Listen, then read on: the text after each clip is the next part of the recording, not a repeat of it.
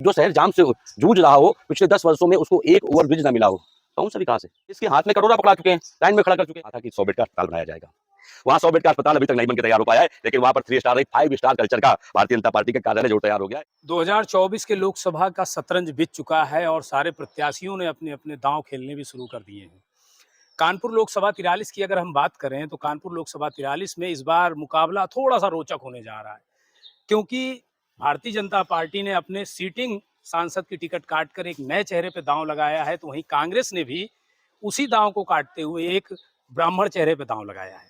वहीं बसपा ने इन दोनों दांवों से अलग हटकर एक ठाकुर चेहरे पे दांव लगा दिया। हमारे साथ इस वक्त विकास अवस्थी जी हैं, जो एआईसीसी के मेंबर हैं और कानपुर की राजनीति में बेहद गंभीर और बड़ी पकड़ रखते हैं।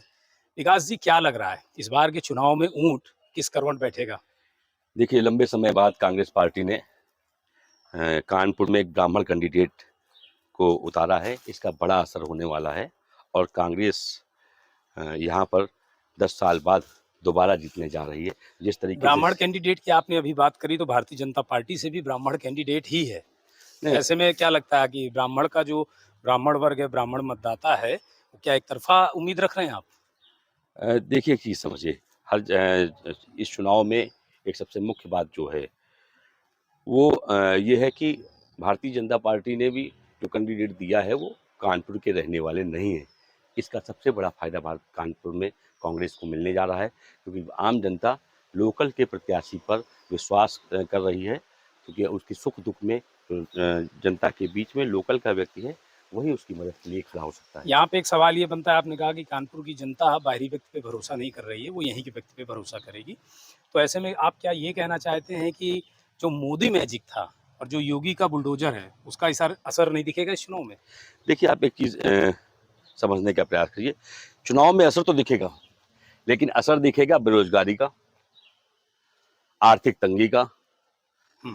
जिस तरीके से व्यापार पूरी तरीके से बंद हो रहे हैं, उसका असर और महंगाई का असर इस चुनाव में दिखने जा रहा है। ये भी मोदी जी के मैजिक से ही निकला राम है। मंदिर का मुद्दा भी काम नहीं करेगा? नहीं, राम मंदिर का मुद्दा भारतीय जनता पार्टी कुछ इतने दिन बुलाना था, बुला चुकी। अब राम मंदिर का मुद्दा, राम मंदिर तो बन के तैयार हो गया है और राम के मंदिर का मुद्दा अब भारतीय जनता पार्टी को बचाने के काम में नहीं आ रहा है। लोकसभा में फिलहाल अभी जो जनता के बीच की बात की जाए, लोगों के बीच में जाकर के जो हम लोग फीडबैक लेते हैं, उसमें एक चीज आ रही है कि आलोक का जो चुनाव है वो फिलहाल थोड़ा सा सुस्त लग रहा है। क्या कारण है? कि नाराजगी है पार्टी में कैंडिडेट को लेकर के, या कोई और कारण? नहीं, पार्टी में कोई भी इस तरीके का नाराजगी का कोई भी कारण नहीं है और पार्टी का एक-एक कार्यकर्ता, इवन गठबंधन का एक-एक कार्यकर्ता, चाहे समाजवादी पार्टी हो, आम आदमी पार्टी हो, कम्युनिस्ट पार्टी हो, सारे लोग मिलके काम कर रहे हैं। आपकी नोकझोंक भी हुई थी, अगर हम गलत नहीं है तो आलोक मिश्रा से ही नहीं, कुछ समय पहले पार्टी कार्यालय में। वो ऐसे में कोई नाराजगी? वो बड़े भाई हमारे, परिवार है हमारा, हम लोग परिवार में तो एक दूसरे से बातचीत तो होती रहती है। तो लोकसभा चुनाव में भारतीय जनता पार्टी के प्रत्याशी हो या भारतीय जनता पार्टी हो, वो लगातार कानपुर के विकास के नाम पर वो वोट मांग रहे हैं। आपको क्या लगता है कानपुर में किस तरीके का विकास हुआ होगा अभी तक? हाँ, कानपुर में विकास की बात कर रहे हैं आप।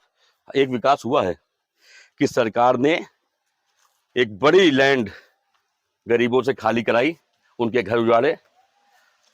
मैं चाहूंगा 500 जो जो आरोप है आपका, जो बड़ी लैंड की आपने बात करी, कौन सी बड़ी लैंड है वो जो सरकार ने खाली कराई? नौबस्ता चौराहा हमारे यहाँ पड़ता है किदवाई नगर विधानसभा में, कार्नर पे एक वहाँ पर बड़ी मोरम मंडी लगती थी। वहाँ कुछ निचले तबके के लोग वहाँ रहते भी थे। उसको खाली कराने का काम करके वहाँ पर कहा था कि 100 बेड का अस्पताल बनाया जाएगा। वहाँ 100 बेड का अस्पताल अभी तक नहीं बन के तैयार हो पाया है, लेकिन वहाँ पर 3 स्टार नहीं 5 स्टार कल्चर का भारतीय जनता पार्टी का कार्यालय जरूर तैयार हो गया है, जिसमें भारतीय जनता पार्टी के नेता आराम तलबी करने का काम कर रहे हैं। 5 विधानसभा हैं आपकी कानपुर जी। लोकसभा में।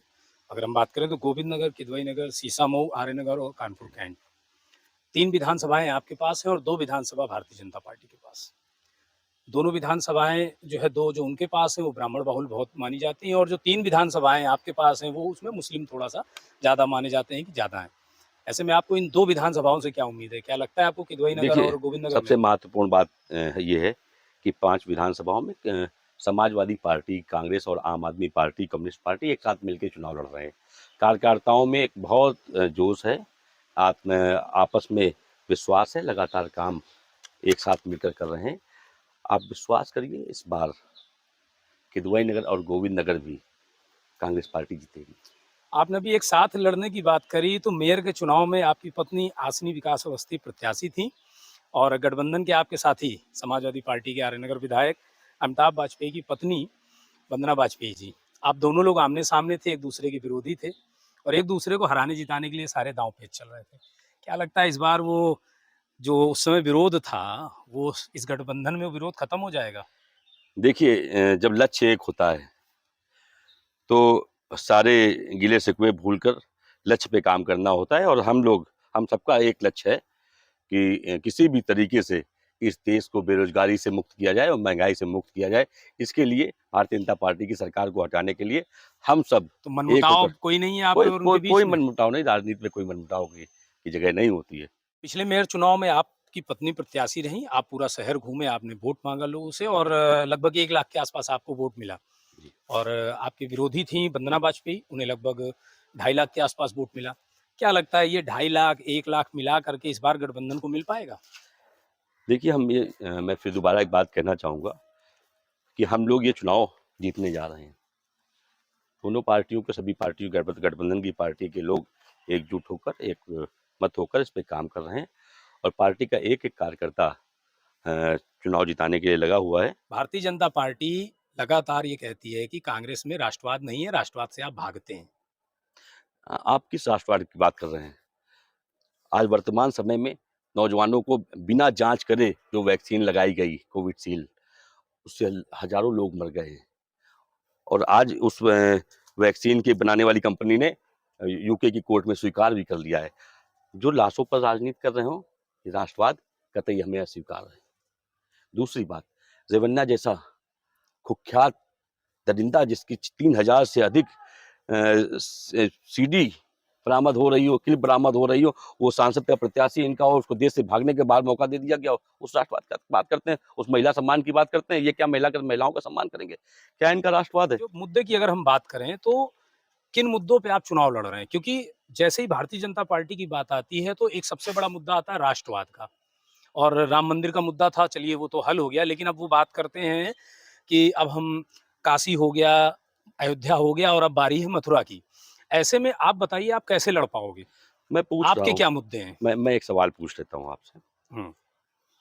कि क्या कानपुर में आप पत्रकारिता इतने दिन से कर रहे हैं, पिछले 10 साल में, एक स्कूल ऐसा बता दीजिए जो भारतीय जनता पार्टी ने एक छोटा-सा सवाल मेरा है कि आप एक स्कूल जो पूरे 10 वर्ष में एक भारतीय जनता पार्टी की सरकार ने, प्रदेश सरकार ने या केंद्र सरकार ने खोला हो, ये आप इसे जिसमें मुद्दा बनाएँगे? यही मुद्दे हैं। मैंने क्या कहा, आप मुझे मेरी बात का को समझिए। एक भी गरीब बच्चों के लिए सरकारी स्कूल जो सरकार ना खोल सकती हो, जो एक भी सरकारी अस्पताल गरीबों के लिए ना खुला हो जिस शहर में, जो शहर जाम से जूझ रहा हो, पिछले 10 वर्षों में उसको एक ओवरब्रिज ना मिला हो, कौन-सा विकास है? कौन-सा काम ऐसा है? वो तो 5 किलो राशन की भी बात कर लेते हाँ, हैं। 5 किलो राशन में 1 किलो गेहूँ मिल रहा है।